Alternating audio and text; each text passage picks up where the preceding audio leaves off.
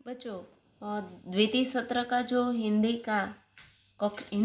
कक्षा 8 इसका जो प्रथम एकम है पत्र एवं डायरी। तो यहाँ मैं इस पाठ की समझौती आपको देने जा रही हूँ। अभी तो हाल में मोबाइल होने की वजह से पत्र और डायरी का महत्व कम हो गया है, लेकिन इस पाठ के जरिए मैं आपको पत्र का इस समय में भी, आधुनिक युग में भी पत्र और डायरी का क्या महत्व है, यह मैं इस एकम के द्वारा, इस इकाई के द्वारा आपको बताऊंगी। पहले के ज़माने में दूर बसे हमारे जो सगे संबंधी, मित्र, परिवारजन और कभी कभी अधिकारियों को, यानी कि किसी कचेरियों में है वह पत्र लिखने की आवश्यकता रहती है। अभी हाल में तो सगे संबंधियों या मित्रों को कभी कभार ही पत्र, कुछ ऐसे संदेश है वह देने के लिए ही उपयोग करते हैं, लेकिन हाल में तो सबसे ज़्यादा लोग ईमेल और मोबाइल और अलग अलग जो मीडिया है वह मीडिया का उपयोग कर रहे हैं। पत्रों के द्वारा हम अपनी बात अत्यंत सुगमता से, यानी कि सरलता से उन तक पहुंचा सकते हैं। आजकल दूरभाष यानी कि मोबाइल, इंटरनेट, ईमेल, फ़ोन आदि के द्वारा भी यह कार्य किया जा रहा है। फिर भी पत्रों का महत्व है वह कम नहीं हुआ है। क्यों? क्योंकि पत्र द्वारा विस्तार से अपनी बात व्यक्त की जा सकती है। पत्र के द्वारा विचारों को प्रेषित यानी कि रजूआत की जा सकती है और अन्य साधनों की अपेक्षा वह सस्ता भी है। अधिकारियों तक अपनी बात पहुंचाने का, शिकायत करने का और आवेदन या प्रार्थना आदि के लिए केवल पत्रों का ही सहारा लिया जा सकता है। पत्र लेखन, यहाँ जो पहला पत्र है वह निमंत्रण पत्र दिया गया है। तो निमंत्रण पत्र है, पत्रों के कुछ नमूने कि किस तरह से हम पत्र लिख सकते हैं। तो इस तरह यहाँ पहला जो पत्र है वह निमंत्रण पत्र है। तो यह जन्मदिन के अवसर पर उपस्थित रहने के लिए मित्र को निमंत्रण पत्र लिखा गया है। यहाँ जो सरनामू यानी कि एड्रेस जो है वह यहाँ लिखा है 19 बुधनगर सोसाइटी, लिम्बायत, सूरत से लिखा गया है। या उसका पिन कोड नंबर है 394210। कब लिखा गया है? तो 8 अगस्त 2011। उसके मित्र का नाम है प्रिय मित्र स्नेहल। स्नेहल को यह पत्र लिखा गया है। सप्रेम स्मरण, तुम्हें यह जानकर खुशी होगी कि अगले रविवार को मेरा जन्मदिन है। क्या बताता है? कि मेरा जन्मदिन अगले रविवार को है। इस बार छुट्टी के दिन ही मेरा जन्मदिन आ रहा है, इसलिए मैं अपने सभी मित्रों को बुलाना चाहता हूँ और उन सब को आज निमंत्रण भेज रहा हूँ। इसलिए वह कह रहा है कि छुट्टियों के दिन में मेरा जन्मदिन है, इसलिए आज मैं सबको निमंत्रण भेज रहा हूँ और तुमको भी आना है। तुम जानते ही हो कि सालगिरह का दिन यानी कि जन्मदिन कितने आनंद का दिन होता है। उस दिन हमारे कई रिश्तेदार भी यहाँ आएंगे।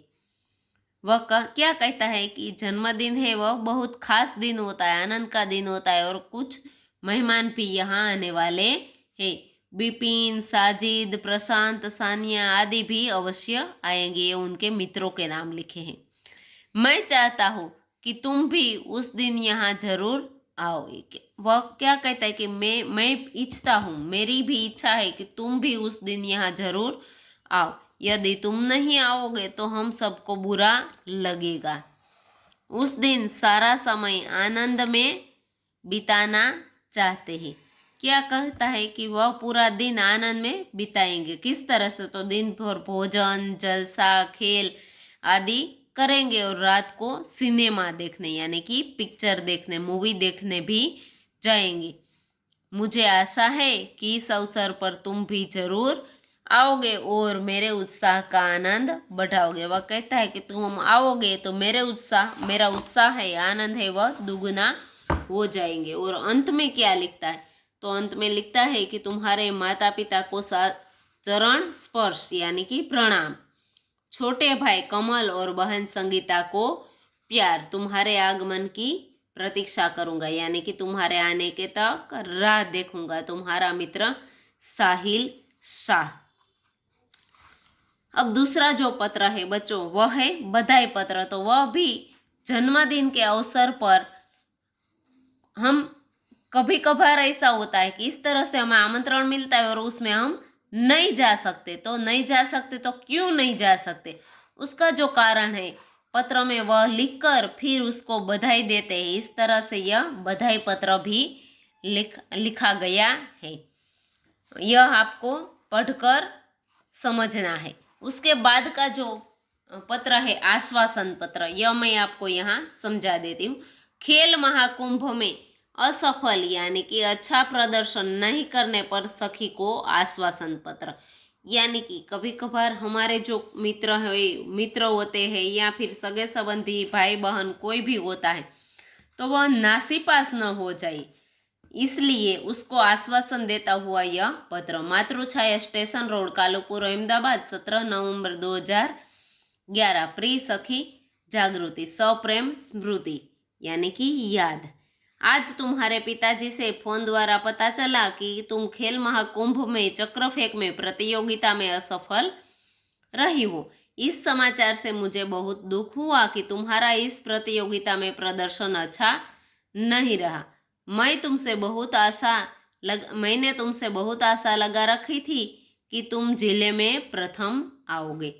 क्या कहते कि आज तुम्हारे पिताजी का फोन आया तो खेल महाकुंभ में चक्र फेंक में उसने हिस्सा लिया था तो उसमें तुम असफल रही, तुम्हारा नंबर नहीं आया। तो यह जानकर मुझे बहुत दुख हुआ। मैंने भी तुमसे आशा रखी थी कि तुम जिले में प्रथम आओगी। प्रिय सखी, खेल में हमेशा जीतना ही महत्वपूर्ण नहीं होता। अब वह समझाते हैं, क्या समझाते हैं कि खेल में हमेशा जीतना यानी कि नंबर आना यह महत्वपूर्ण नहीं होता। अब जो कुछ होने वाला था वह हो गया है, इसलिए उसका शोक न करना चाहिए और इस असफलता से निराश भी नहीं होना चाहिए। असफलता भी सफलता का सोपान है। वह क्या कहती है कि जीवन में हार जीत तो होती ही रहती है, जो होने वाला था वह हो गया, इसलिए उसका दुख न रखकर असफलता से निराश नहीं होना चाहिए। क्यों? क्योंकि असफलता ही सफलता का एक सोपान है, एक प्रथम पगथिया जिसे हम कहते हैं वह है। सफलता उन्हीं के चरण चूमती है। सफलता છે એના જ પગોને ચૂમે છે, મેળવે છે, जो अपने ध्येय प्राप्ति के मार्ग में डटे रहते हैं।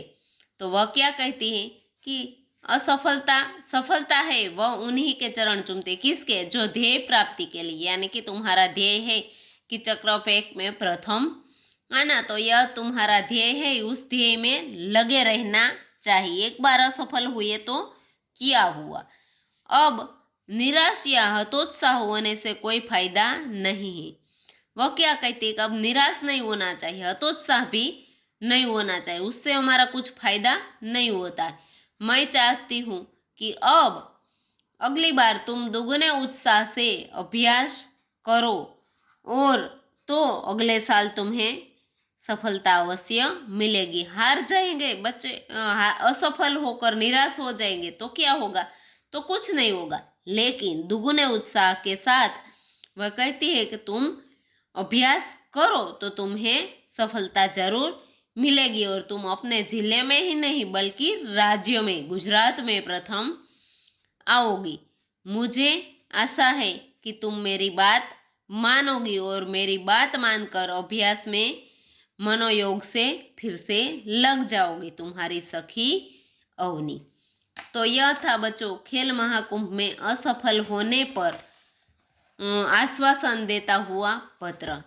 चौथा जो पत्र है वह अनुमति पत्र। अनुमति पत्र किसे कहते हैं बच्चों? तो किसी भी बात की हमें अपने वडीलों से, अपने माता पिता, गुरुजी आदि से अनुमति लेनी होती है, यानी कि रजा लेनी होती है, उसे अनुमति पत्र कहते हैं। तो यहाँ जो अनुमति पत्र है वह किस बारे में है? तो प्रवास में जाने की अनुमति के लिए, यानी कि जाने के लिए, रजा लेने के लिए पिताजी को पत्र लिखा गया है। जीवन भारती छात्रालय, स्टेशन रोड, दाहोद, 19 सितंबर 2011। पूज्य पिताजी, सादर प्रणाम। आपका पत्र मिला, सबकी कुशलता जानकर बड़ी खुशी हुई। आप मेरी जरा भी चिंता न करें, आप मेरी चिंता नहीं करना।